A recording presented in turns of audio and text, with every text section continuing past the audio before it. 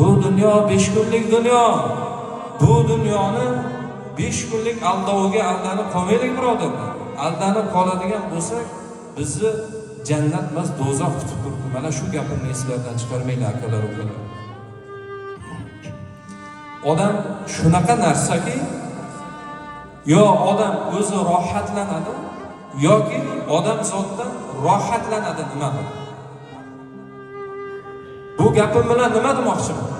Mana qabrga kiramiz, qabrga kiradigan bo'lsak, biz rohatlanamiz yoki bizdan rohatlanadi.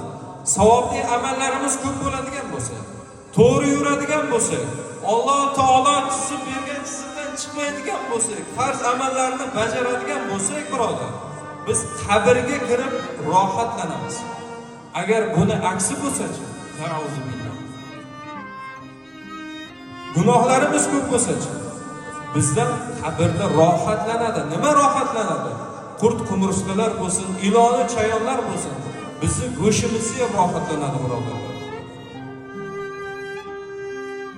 Yer ustida qilingan amallarni yer ostida javobi bor, esimizdan chiqarmaylik birodarlar.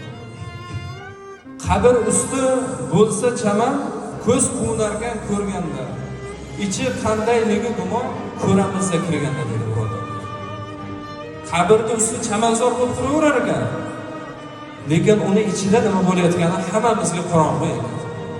Bir kun boshimizga mana shu savdo kelsa, o'shanda bilib olar ekanmiz buni ichi qanaqaligini birodar.